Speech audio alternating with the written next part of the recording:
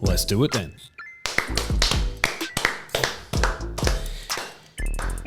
Cheers to our guy, Mazu. Some people are saying that he won by a nose and neck. They're ill-informed because that was a 10-length victory on the weekend. Oh, yeah, 100%, especially for our podcast. Yeah. Massive result. Yeah. And, you know, that's at the forefront of our minds. But, Drifters, if you can't acknowledge or see the patterns that are evolving during a horse race, during a Group 1, and you think that's a neck victory, you don't know what you're talking about. Oh, he was so tough. Because, all right, let's break it down here, all right? It was his 5th run of the prep. Yep. End of prep run. I think you could at least add on 6 lengths there. Easy. Sammy Clipperton hasn't been in good winning form in Group 1s. So Juju was against him there. You could add on another 3 lengths. Easily. He's never been north of the border to Eagle Farm. Yep. And Eagle Farm can take some souls. It definitely takes some souls. So you can add on 1 or 2 lengths there. Easily. So, yeah, it was a 10-length victory for Mazu. Unbelievable. It was unreal, mate. It's such a tough run. I don't think he was anywhere near his best. No, God no. And I just can't wait to potentially see him on a good track as well. I think Japanese bred, they just get the job done time after time after time. Yeah, they do. And he got the job done for us. And he was on the drift on the weekend as well. Out to $3.30. Take the tote if you're taking it to the Neds level, Drifters. And as you might have seen on the Instagram, you actually might not have, but I did some to-camera work and I showed off my brand new Lambo that I bought with my Mazu winnings responsibly. Right, okay, yeah. I've actually just ordered my Ferrari with my Mazu winnings, but I've got to wait a while, unfortunately, to pick it up. Lambo, hey, I was tossing the coin. If it was heads, it was going to be a Lambo. If it was tails, it was going to be a Ferrari, and I prefer tail. So I was happy with the Ferrari. Tails. Red for Mazu. So Mazu filled our pockets, which was lovely. Mm-hmm. But what about the rest of, before we get into the rest of the horse racing from last week, I wanted to bring something to just to get your 2 cents on. Right, okay. I've found a new lunchtime spot at work. Righto. And I'm at that honeymoon period where it's just absolutely to die for. Righto. It's a nice little, I think it's called the Pink Takeaway. Mm-hmm. And you can get a whole range of stuff there. But what they specialise in is $7 bar me's. $7 banh mi's. And they are fan-fucking-tastic. Wow. They are so good. So that's interesting. How interesting is the suburban takeaway shop? It's got a bit on. And You can get anything you like, really. You can get from everything ranging from a sausage roll to a deep fried Mars bar. yeah. Yes.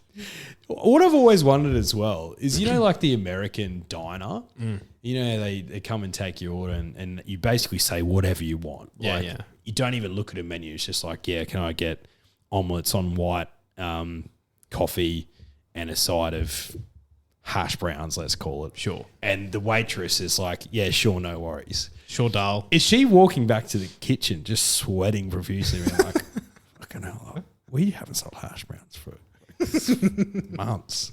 What if we don't have any?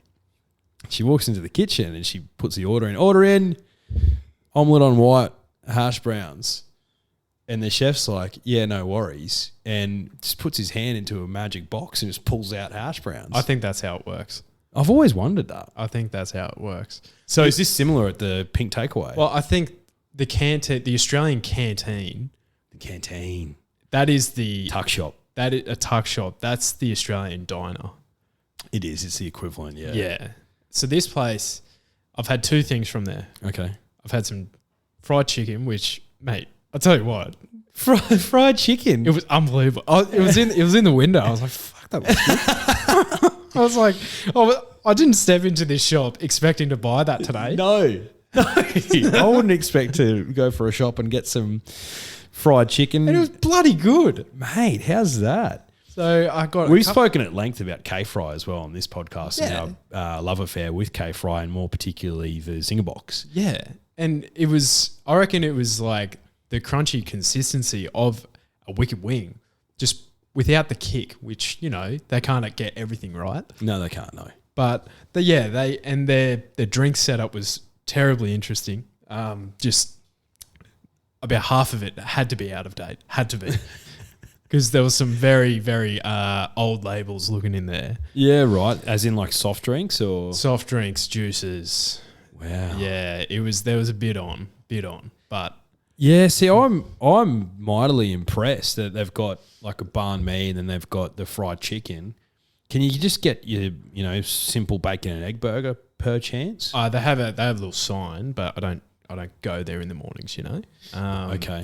But do you reckon the tradies in the morning will just give it an absolute whack, like just bend it over and just go to town? mate, they do that at lunchtime. Yeah. I'm the only there in my civvies. Yeah. Right. I'm the only one not there in high vis, and they know the lovely yacht ladies there by name, by first name. Wow, okay. Yeah. Few ice breaks consumed at that place. Ice breaks, Powerades, cans of Coke, steak burgers. Yeah, the works. But yeah, these chicken banh mi's, mate, they've knocked me for 6.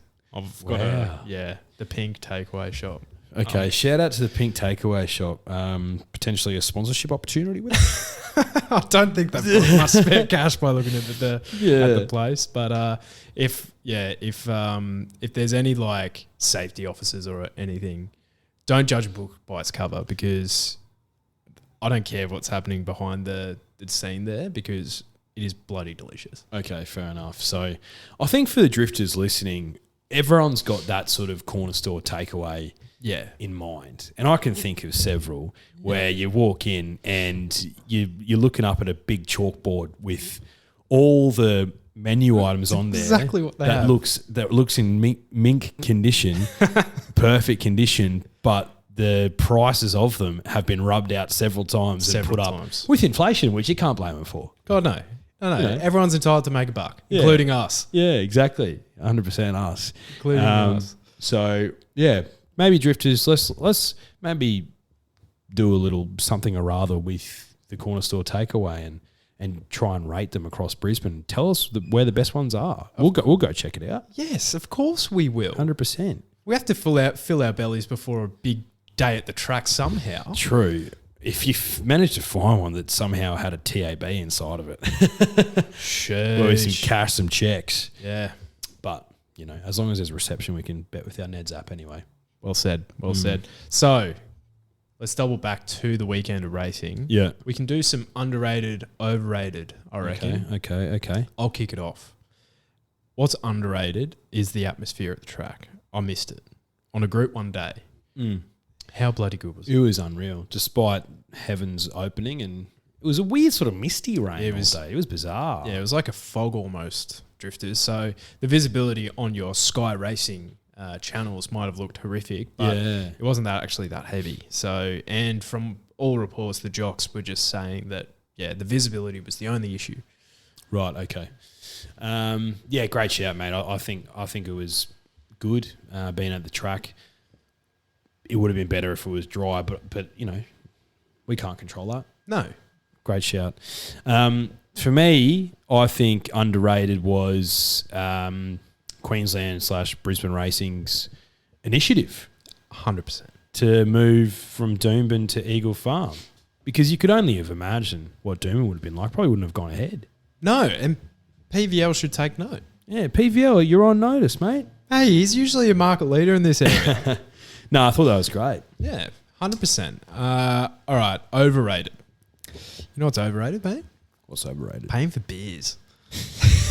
I was going to say, I'm not going to go into too much detail. I was going to say something that's underrated is free piss.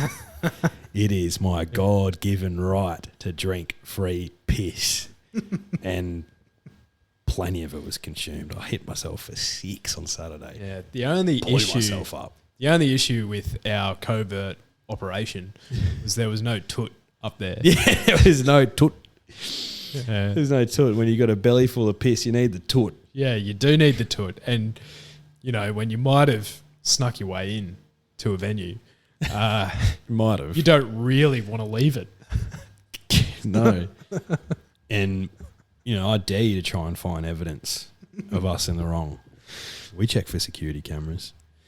Nah, yeah, incredibly overrated, paying for piss. Mate, we're exactly on the same page. 100%. And to be honest, there's nothing really else I took from the weekend that was overrated, mate. I think it was incredibly fair weekend of racing with some great horses going around. I have one. Declaring something as better the carnival that runs fifth. Oh, no. Star Tontes. And Hey, you weren't the only one, mate.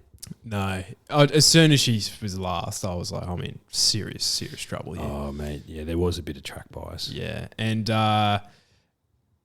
you could almost parlay that, if you will, into using these short-priced favourites as multi-bait because it is just toxic at the moment. Oh, toxic territory. Short price Antimat favourites. would have Animat. He crushed some souls on the hit everyone weekend. for 6. Yeah.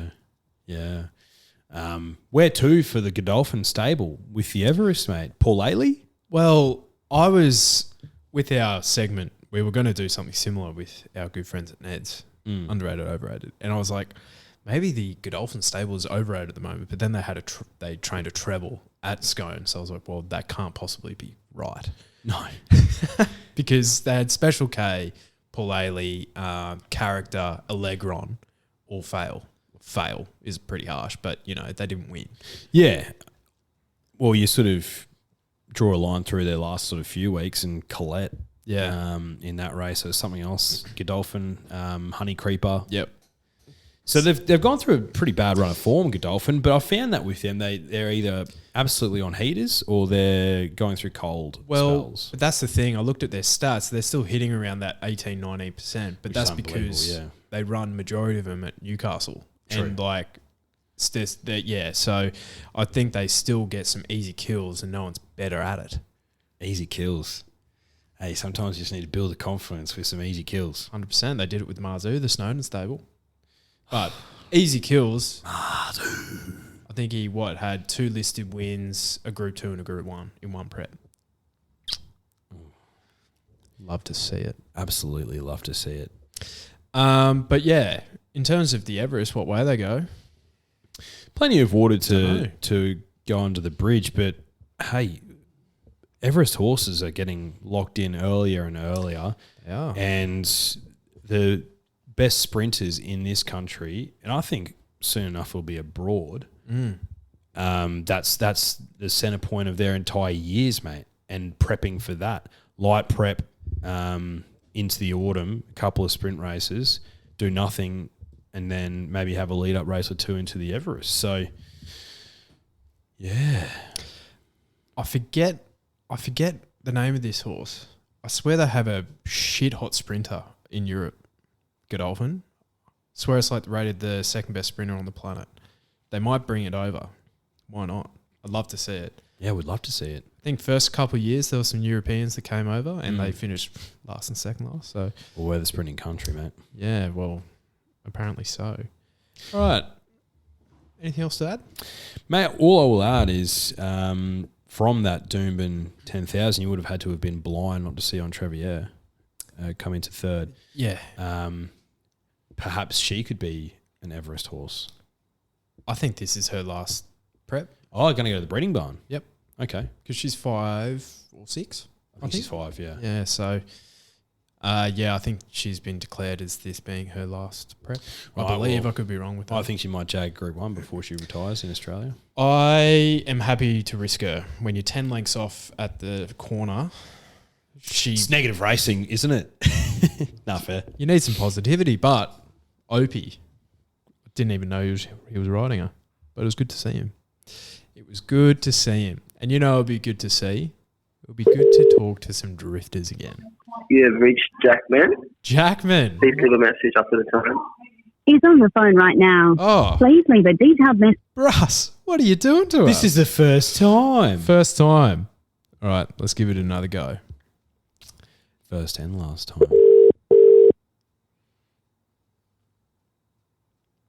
Fellas?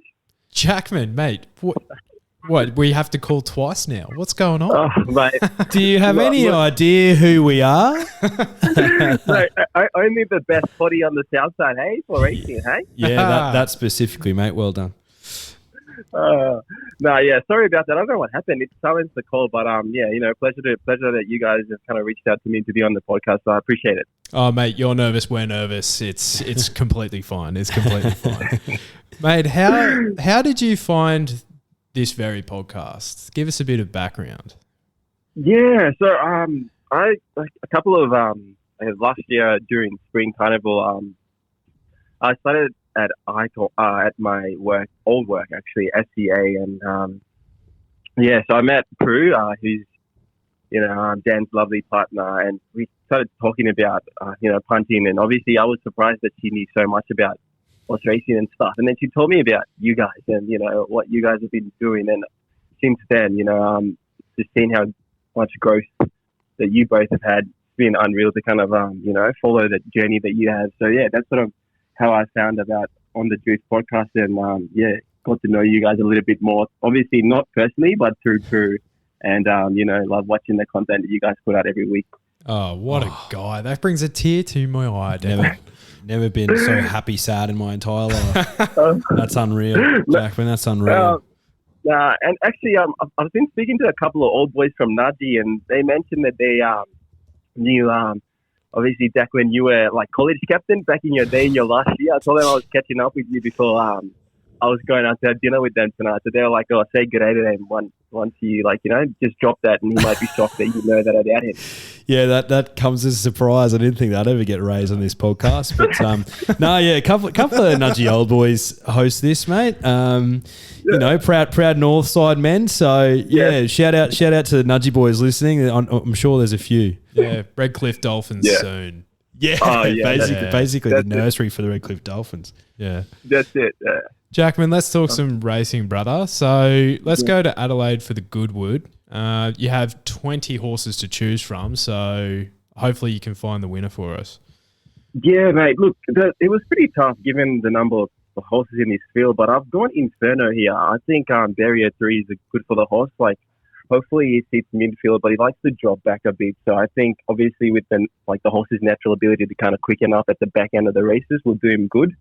I think with 3 starts on the soft track, had 1 win, 1 placing, so it sets up really well for him here.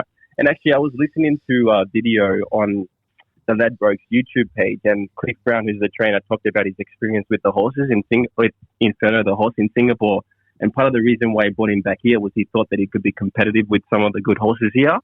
So I think, this sets up as a really good race for the horse too as well, because keep in mind, I think the horse hasn't been in Australia for I think up to 12 months, or since spring was the last time that they got him back in here. So I think a lot of improvement from the horses from there, because obviously if you look at the Everest, it didn't do as well as you would have liked. So I think with improvements and racing well over the last couple of 6 or so months, I think he'll do him well. So I think he'll race really well come Saturday, and hopefully I feel like the weather's supposed to clear up a bit come Saturday. So with the track being a soft 5 at the moment, hopefully it gets updated to maybe a good 4 or something like that. But that's hoping. So yeah, and the horse is very good on the good track. So see how it goes there. It's $10 at the moment on Sportsbet with $2.30 to play. So I think that's good value there if you're looking for something. Yeah, absolutely. I think he had a bit of injury issues this prep, but based off that last run, I think he's ripping and raring to go, mate. What about the Doomben Cup? Surely. Look, sure, the elephant in the room. Hey, Zaaki is obviously the horse to beat. Watching the Holland Day replay, I thought he performed really well there. Most of the horses in that field come into this Group 1 on Saturday. But I think, if you're looking for some value, Princess Polly would be a good shout.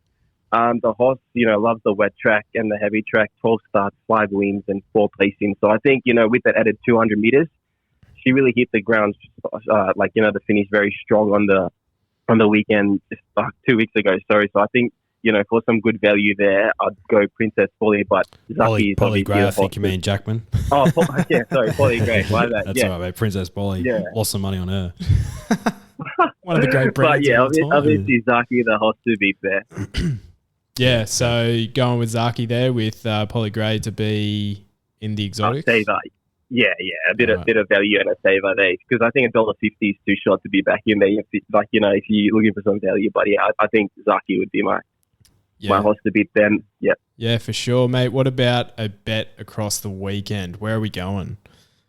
Mate, actually to the BRC Spring, race 6, the race before this Doomben Cup. I've got a bit of a soft spot for this horse. Saxagon is the name of the horse.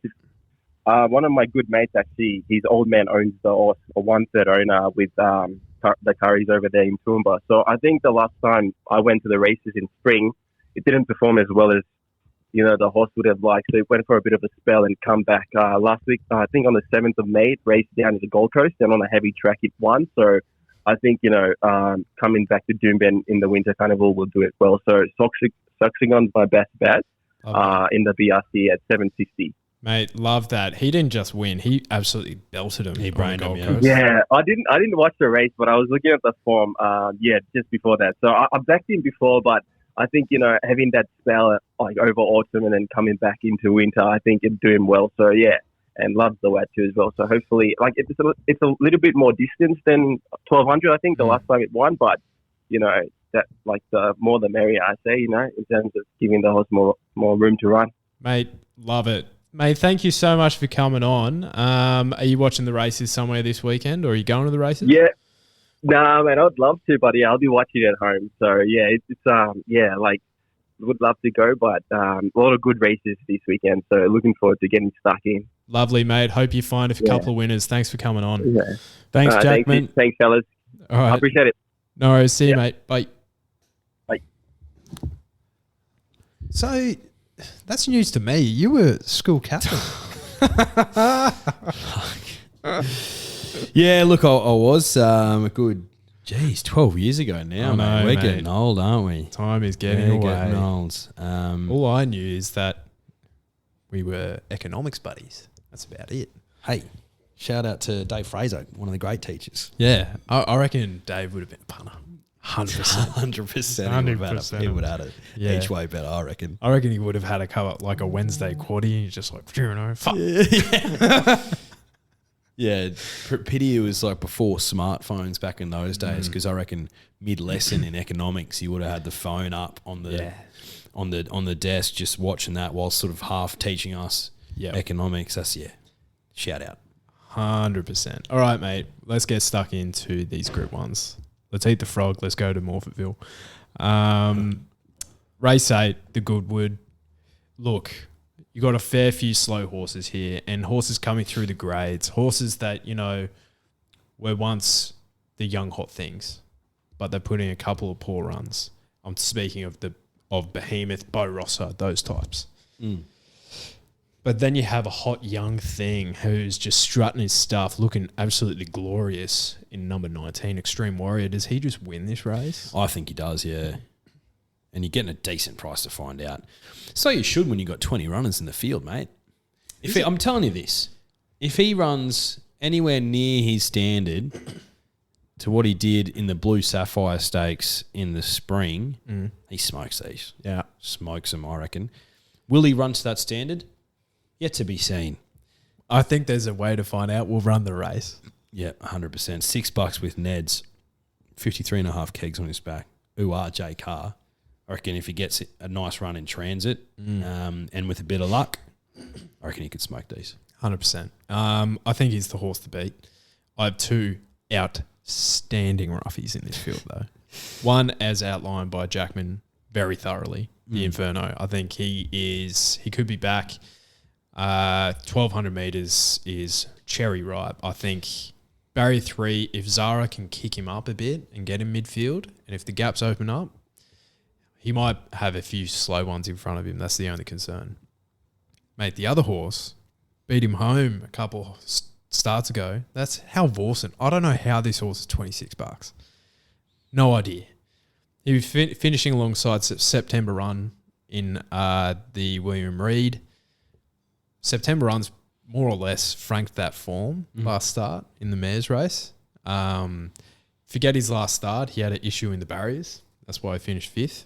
But even after that issue, he's still finished 5th in the 12-horse field. So I think he is an outstanding saver bet at $26. But Extreme Warrior is the hot young thing that I want to have on side. Oh, yeah, with that price as well, $6. He's on the drift. He's on the drift, mate. Last run before he goes and has a stud career for Rosemont. Due to Extreme Choice, his sire being not super fertile, but producing absolute bangers. Bangers, bro. So they're hoping that Extreme Warrior does the same.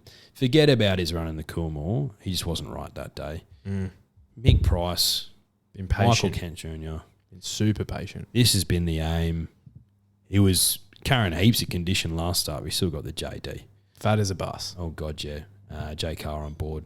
Barrier 13 is going to be a little bit tricky. Like I've said to you 1,000 times, not a big barrier guy, personally. Except when a horse requests a barrier extension, then I'll become a big barrier guy. I'm a big barrier guy. Shout out to Johnny Get Angry, Big Orange. Yeah, Big Orange. He was enormous. Biggest horse I've ever seen. Yeah. Just said, watching it run, it just looked awkward. There's only one bigger horse. That was Yearlong Turbo. Yeah, Yearlong Turbo. It's like almost like a black hole. It's like other horses just get sucked in around him. He's just carrying so much weight. So Jamie will have to use all her skill and talent to get him into the right spot. But he's got the right jockey on board in J Car. I agree. What about the Zaaki Cup? Do you reckon Zaaki can win his namesake race? Yeah, I think so. And how about the Zaaki bonus he'll get once he wins? Jeez, they've been kind to him. Do you reckon Queensland Racing just said, if we throw in another 200 grand, Annabelle and said connections, will you bring him up here? I'd say so. Yes. Okay, Hey. cool. Here's 200 grand. Hey, it was available for everything that finished behind him last start as well. It was. So, yeah, look, I think he's got a pretty good case, Zaaki. I think he can win this race. I think he can win it with his eyes closed, Zaaki. I think he can win going backwards. I reckon he could fall over, get up, wipe it all off, and then still win. Yeah, and do you know what I like about the rain around?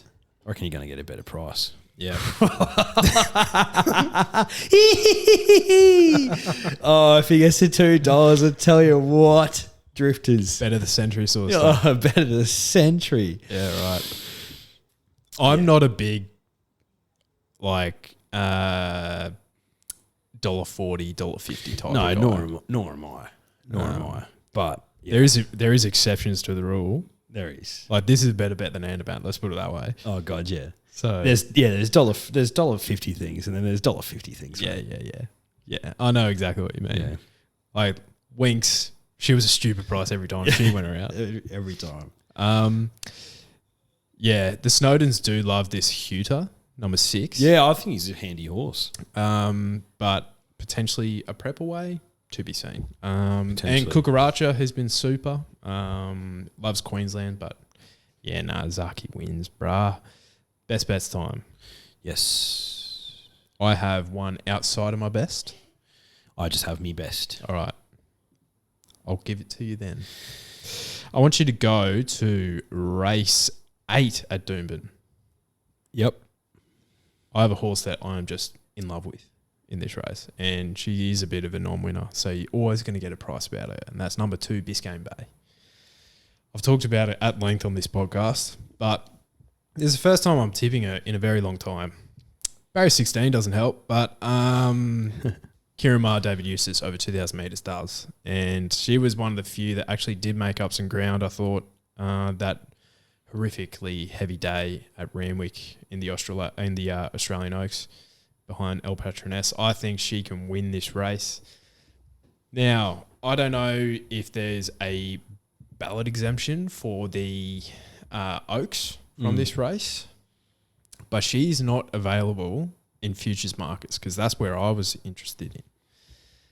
But it's because the Mar Eustace stable didn't pay up for their Queensland Group 1 races. So I reckon that's why she's not there. So I might have to request that from our good friends at Ned's to see if they can sort that out. You may have to do that. And I think if she wins this, the Mara News to stable will be paying up that late acceptance fee, mate, for sure. But she won't beat Gypsy Goddess in that race. In my humble. Sure. What's your best of the day? Doomben race 3. In the Billy Carter Stakes for the 2-year-old fillies. We've got a Sneesby Racing special. Okay, so we love Sneezy racing. We do love Sneesby Racing. I see it. Yeah, race 4, Zoo Gotcha. $2.40 with Neds at the moment. This filly beat home Zoo Tiger in her first start. Zoo Tiger ran very well the other day in Gosford. I'm going to hazard a guess that that's her half-brother. Both by Zoo Star. Well done. Yeah.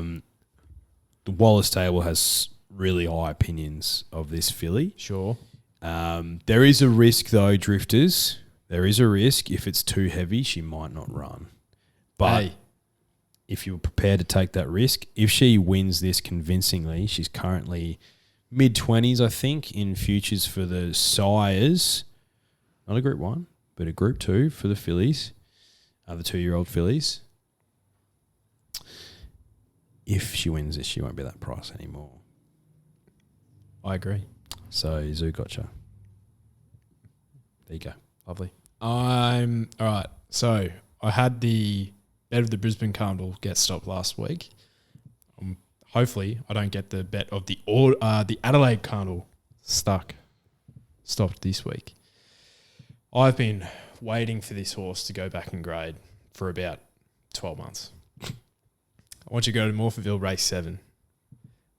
There is a horse by the name of Dallasan that is just so cherry ripe for this race. If he can't win this, he's never going to win again. I completely agree. Mate, his last 8 runs have been at Group 1 level. And not just Group 1 level. He's been running in Queen Elizabeth's, Cox Plates. He's back to Group 3 grade here, and he has 55 fucking kilos. Sheesh. See, I don't understand. Like, obviously, I'm not a trainer, right? And so I don't really know. But so Dallasan, like you said, has run in all these Group 1s. And they're like the elite of the elite Group 1s that we've got. You know, like the Spring Carnival Group 1s, Wait for Age, we're talking obviously, and the Autumn Carnival Group 1s. Yeah. If you were Dallasan's owner, wouldn't you be like, okay, we've got a thing that's a Group 3, Group 2 level horse. Like, no disrespect, he's a good horse. He's not going to beat our best Wait for Age horses. So why wouldn't you target the, no disrespect again, weaker Wait for Age races? Yeah. Like, I don't know, a Doomben Cup? Yeah. Yes, I understand that. But I'm just looking through these last runs, right? Queen Elizabeth, prize money, he finished 4th. It's $4 million. Prize money for running in the Doncaster, $3 million. $2 million for the George Ryder. $1 million for George Ryder. $500,000 for the Canterbury Stakes. Mate, if he finishes 4th, he's going to get decent prize money. Sure, anyway. he has won $3.5 million. And he still has his nuts. Like that includes $1 million bonus that he got on Derby Day a few years ago. So, but still, he hasn't won in 2 years. And he's still got that prize money. Yeah, real ice bath type. So, love to own him. And look, he's been bloody good. He just hasn't been up to that top grade. Yeah, and I'm not taking anything away from the fact that he's a good horse. He's an honest performer. But yeah, like that's, you know what I mean though? I know what you mean. He's won and the thing is, he's won a Group 2, he's won 3 Group 3s, he's still an entire. So they're just hoping to jag that Group 1, get him off to stud, and happy days. Happy days for him especially. Yeah. Yeah. So either way, it'll be happy days for him. But yeah, 320, I think he's an absolute steal. I think he's incredibly well placed here. 55 kegs. Gee whiz. Like, Sosie Bond's the top weight. Sosie! And we love Sosie, but We do love Sosie. not this weekend, bruh. Not this weekend. You're heading to the track this weekend to see Zaaki in the flesh again. Again, yeah. Yeah, looking forward to it, mate. There's a few other things that I've got a close eye on, particularly that Phillies race as we head into the rest of the Winter Carnival. I'll let you know if they've done anything about the screen at Doomben. Members. Fuck me. How refreshing was that at Eagle Farm? It was just glorious, wasn't it? Yeah, Eagle Farm is... Well, firstly, Drifters, it's the biggest screen in the Southern Hemisphere, if you're not aware. It is enormous. It is, yeah, huge. Bigger than Marvel or Marvel Stadium, wherever that big screen is.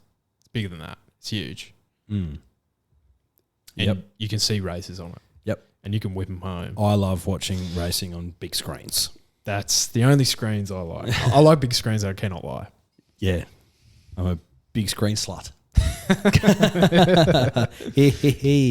But yeah, that sucks that you're back at Doomben, bro, but you can't do anything about that. But yeah, hope Zaaki wins. He will win. But yeah, hope it's a good day. Might see you afterwards. I'm going out to Redcliffe to have lunch with Wayne and the rest of the Dolphins people out there. Yep, fantastic. I couldn't tell you the last time I was in Redcliffe. Mate, I'll let you know if it's changed because I'll drive past the stadium to see how it's looking.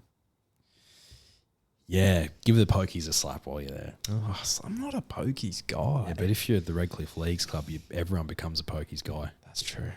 All right, Drifters, if you're having a punt this weekend, do it with the Neds. But if you're doing it with Neds and anyone else, do it responsibly. Best of luck. All right, hooroo.